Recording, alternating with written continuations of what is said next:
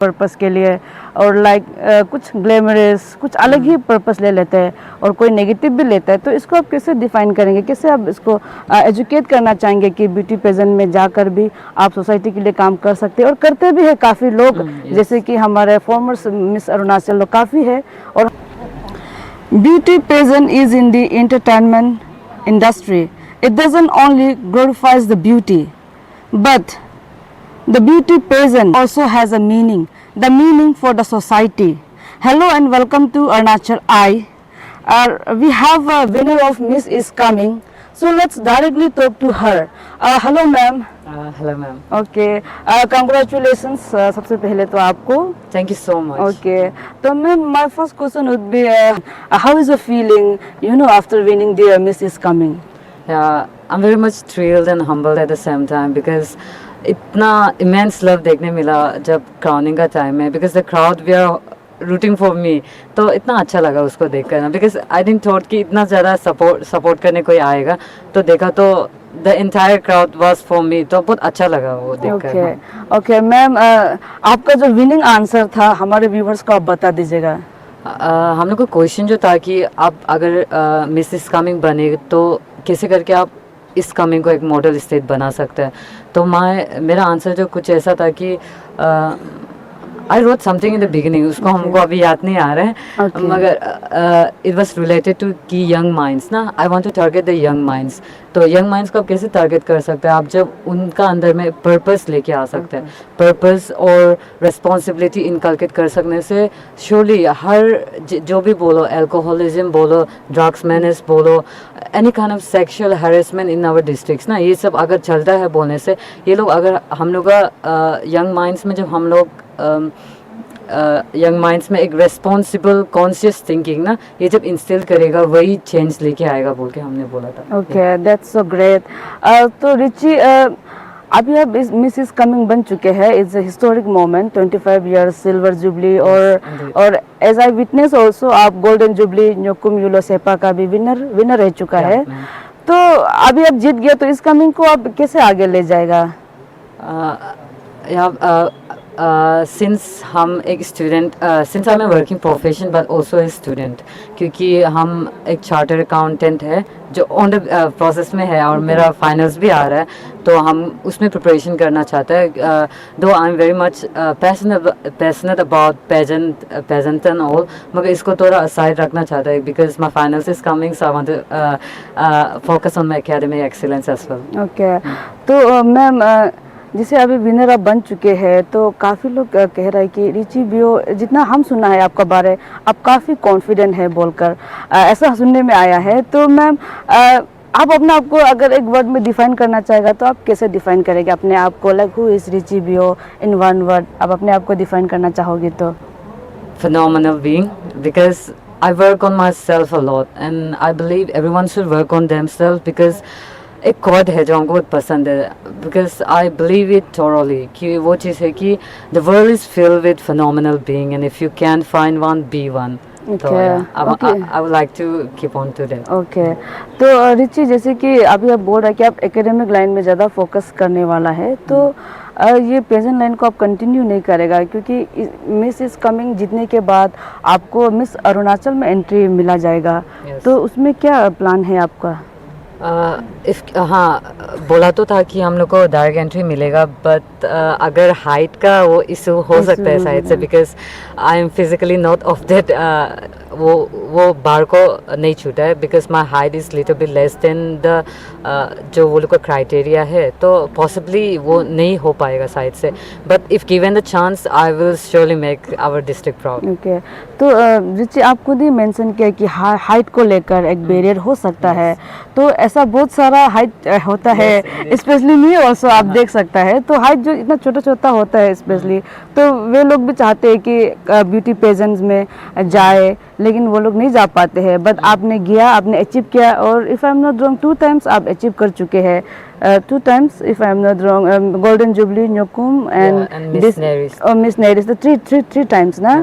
तो आप उन सभी को आप क्या कहना चाहेंगे जो हाइट छोटे वाले जो होते हैं, जैसे हम लोग जैसे होते हैं? हाँ, हम जिसमें भी पार्ट लिए उसमें हर जगह में हाइट क्राइटेरिया तो 5 फीट था, तो आई एम अराउंड 5 ही है दैट्स 4'11", तो 5 अराउंड 5 ही हो जाता है। तो हाँ, उसमें वो हो के इसलिए हम उस वो लोग में पार्ट ले, because sometimes you have also to meet the criteria of the platform ना, क्योंकि सच्ची में ये मैटर करता है, बिकॉज वो मैटर करता है, because physical appearances does matter. उसके बाद जब आपके पास हाइट होता है, your influence gets more bigger, तो that is a subject we can't deny, वो एक ह्यूमन टेंडेंसी है वो चीज़ को देखने का ना। Okay okay.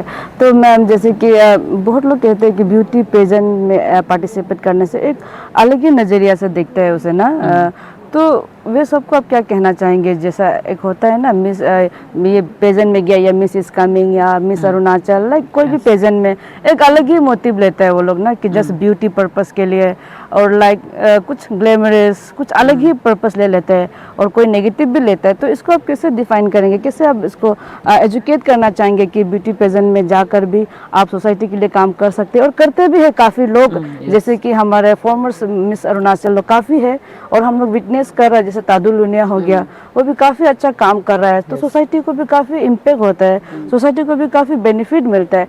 लेकिन ऐसा बहुत सारा माइंडसेट है जो कहता है कि ब्यूटी पेजेंट में जाके कुछ काम नहीं है, इट्स अ मीनिंगलेस ना, तो इसको आप कैसे डिफाइन करना चाहिए?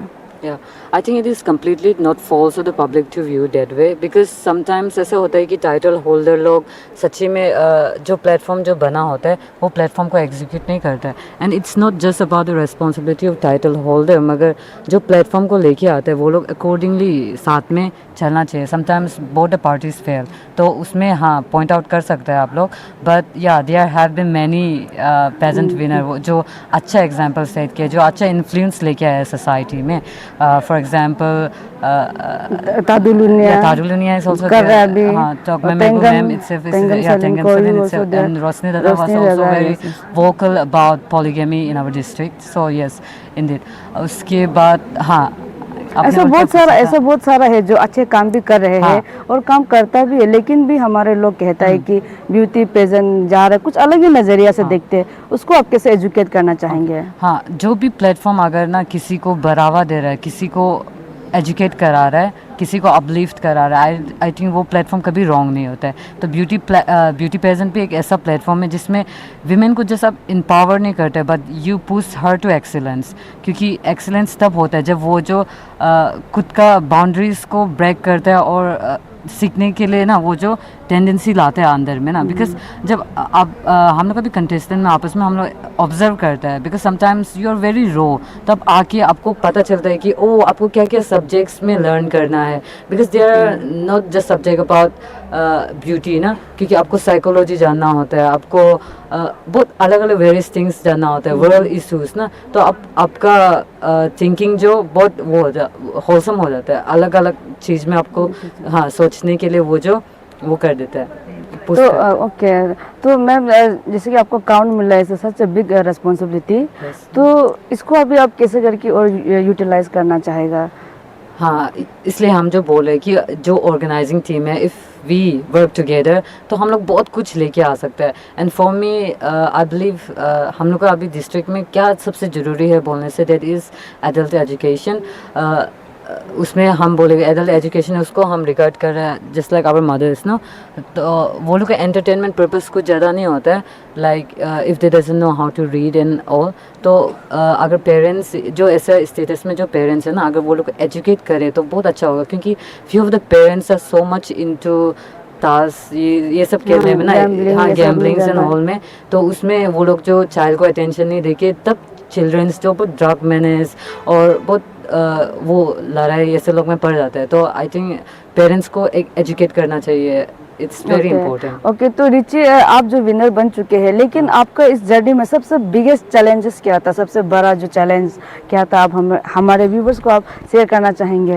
The biggest challenge was the same thing, कि हमको वर्क के साथ ये भी करना पड़ा, क्योंकि because I was very interested, क्योंकि miss is coming after 5 years आया, क्योंकि लास्ट 2019 में कंडक्ट करवाया था, तो सिंस हम लोग तो पूरा मास्टर्स लोग कर चुका है, वर्किंग में भी है, मगर एज लिमिट तो हाँ अंडर वो था क्योंकि एज लिमिट जो 26 था शायद से, तो सिंस आई एम 24 रनिंग, तो हाँ तो इसलिए हम पार्ट लिए, but since I am a working professional, तो मेरे लिए थोड़ा तकलीफ था because you can be taking too long leave ना, क्योंकि हम लोग का 31st में था फाइनल ना, but it got postpone to February 9, तो उसमें थोड़ा क्लैश हो गया था। तो हाँ क्योंकि sometimes when you take responsibilities ना, तो आपको मिसिंग आउट फील होता है जब आप काम में होना होता है मगर यू आर नॉट देयर, ऐसा है ना, तो वो चीज़ हाँ थोड़ा मेंटली असर पड़ा, बट या इवेंचुअली वो ओवरकम हो गया और जल्द हो गया। हाँ जल्द हो गया, ओके।